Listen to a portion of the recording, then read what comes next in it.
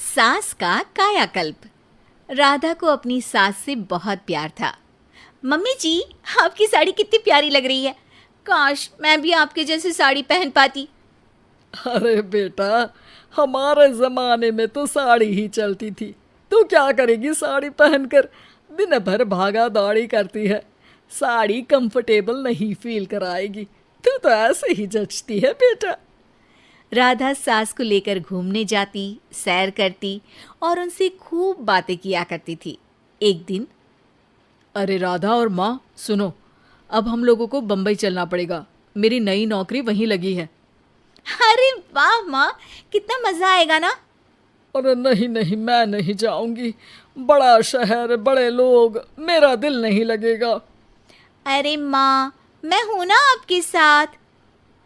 और सारा परिवार बड़े शहर में शिफ्ट हो जाता है। एक दिन, राधा, तू भी अब नौकरी में जाने लगी है। मैं तो बोर हो जाती हूँ। सोच रही हूँ आसपास की औरतों से दोस्ती कर लूँ।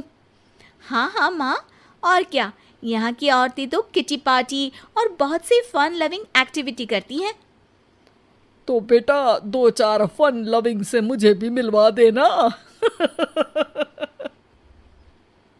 बहू सास के साथ बाहर निकलती है तो देखती है कि सास की उम्र की जो औरतें टहल रही हैं, उनका पहनावा ओढ़ावा सास से बिल्कुल अलग है।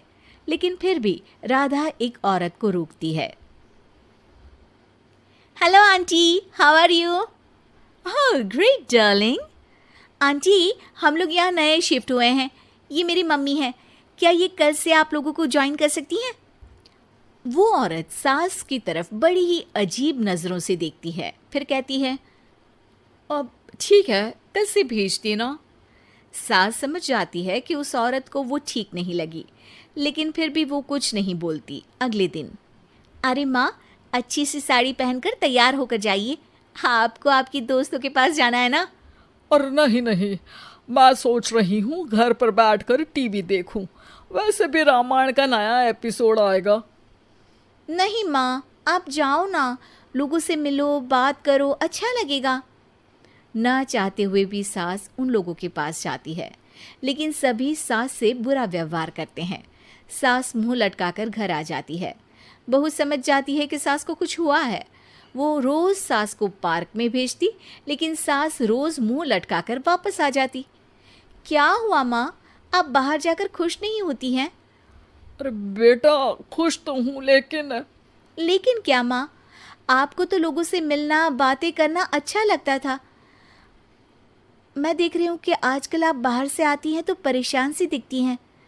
सास कुछ नहीं कहती, अपने कमरे में चली जाती है। अगले दिन राधा चुपके से सास के पीछे पार्क में जाती है। हेलो, कैसे हैं आप लोग?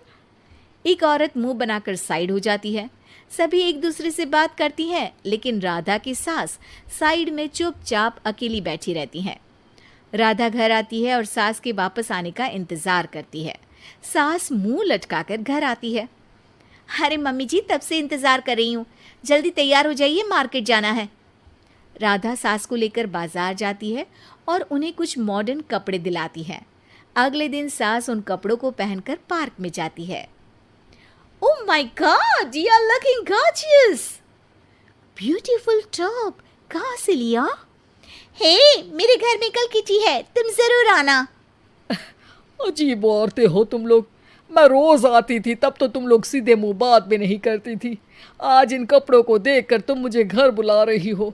लेकिन सुनो, अब मुझे तुम लोगों से कोई बात नहीं करनी और ना ही दोस्ती करनी है।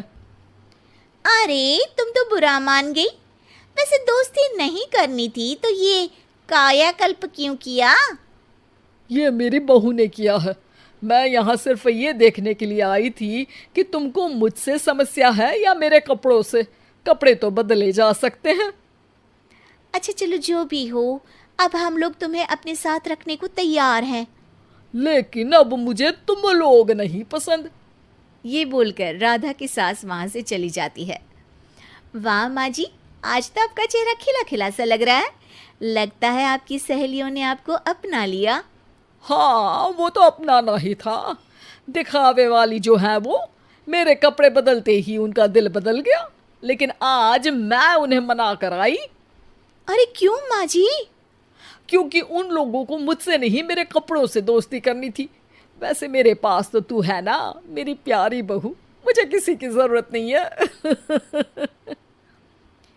अरे नहीं नहीं माँ जी, आप ऐसा क्यों सोच रही हैं? बेटा ये गलत भी तो नहीं है, जैसा देश वैसा भेष, क्यों? ठीक है ना माँ, अब जब ये हम लोगों का देश है तो क्यों ना हम यहाँ का भेष अपना ले।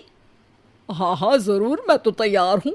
समय के साथ खुद को बदलने में कोई बुराई नहीं है, लेकिन कहीं नकल के चक्कर में बंदर ना दिखने लगूं। खैर, बहू लग जाती है सास की कायाकल्प।